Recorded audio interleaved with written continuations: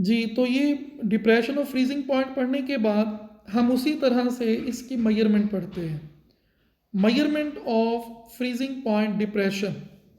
और freezing point depression की measurement के लिए जो ऑपरेटर्स यूज़ होता है उसको हम कहते हैं बेकमैन्स फ्रीजिंग पॉइंट ऑपरेटर्स। ये भी इंपॉर्टेंट लॉन्ग क्वेश्चन है, यानी depression of freezing point separate long question है और उसकी मेजरमेंट सेपरेट लॉन्ग क्वेश्चन है। तो इसमें भी हम उसी तरह दो हेडिंग बनाएंगे। पहली कंस्ट्रक्शन की है, इसके 3 मेजर पार्ट्स हैं। उसी तरह एक इनर ट्यूब है जिसमें साइड आर्म है यानी साइड पे होल है, उसमें हम सॉल्वेंट लेते हैं या सॉल्यूशन लेते हैं जिसको फ्रीज करना है हमने। इसमें एक स्टीरर होती है और एक इसमें थर्मामीटर होता है। दूसरी आउटर ट्यूब है जिसके अंदर हम ये फ्रीजिंग ट्यूब को एडजस्ट करते हैं और इनके दरमियान एयर जैकेट होती है जो कि इंसुलेशन का काम करती है। इनर ट्यूब और आउटर ट्यूब के दरमियान कुछ भी नहीं होता। उसके बाद एक बड़ा जार है जो फ्रीजिंग मिक्सचर जिसमें हम ठंडा करने के लिए आइस या कोई भी चीज़ ले लेते हैं।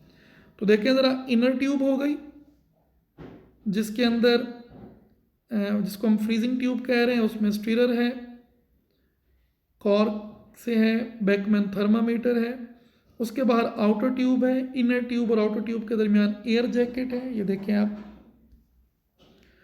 और इस आउटर ट्यूब को उठाकर हम रख देते हैं फ्रीजिंग मिक्सचर में कोई भी आइस या कुछ भी जिसको हम ठंडा करने के लिए इस्तेमाल करते हैं। प्रोसीजर क्या होगा? प्रोसीजर बड़ा सिंपल है। सबसे पहले हम इनर ट्यूब के अंदर प्योर सॉल्वेंट लेते हैं बाय वेट। सॉल्वेंट लेकर उसको आउटर ट्यूब में रखते हैं।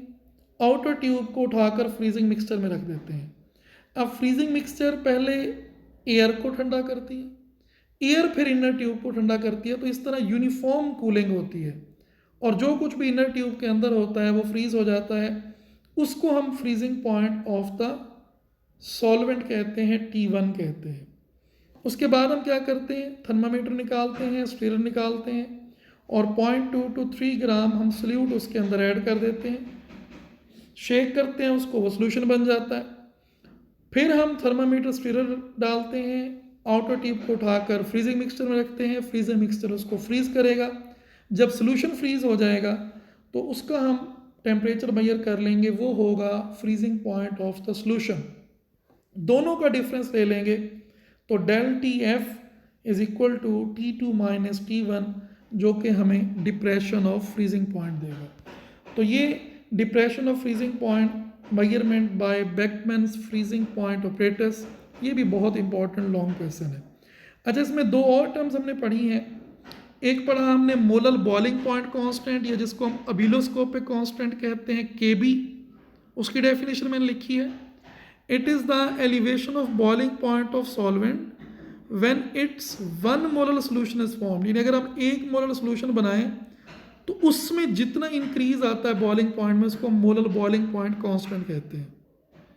इसी तरह मोलर फ्रीजिंग पॉइंट कांस्टेंट क्या होता है कि अगर हम 1 मोलर सोल्यूशन बनाएं किसी भी सॉल्वेंट के अंदर तो जो फ्रीजिंग पॉइंट में कमी आती है, डिप्रेशन इन फ्रीजिंग पॉइंट, उसको हम मोलर फ्रीजिंग पॉइंट कांस्टेंट कहते हैं।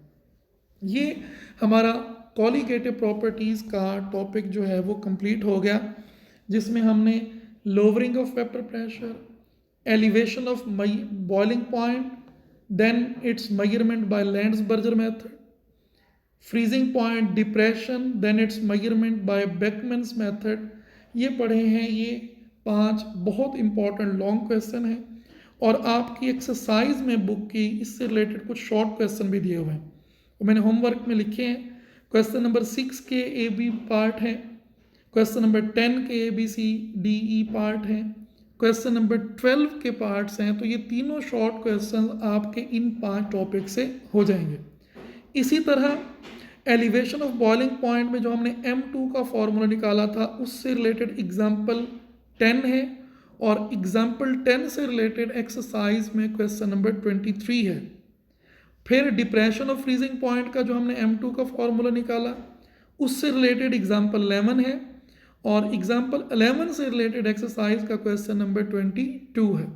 तो ये आपने खुद से प्रैक्टिस कर लेनी है। शॉर्ट क्वेश्चन और लॉन्ग क्वेश्चन, ये हमारा कॉलिगेटिव प्रॉपर्टीज़ वाला टॉपिक कंप्लीट हो गया। इसको आप पढ़ लीजिएगा, कोई भी कन्फ्यूजन हो तो मुझसे डिस्कस कीजिएगा। अल्लाह हाफिज़।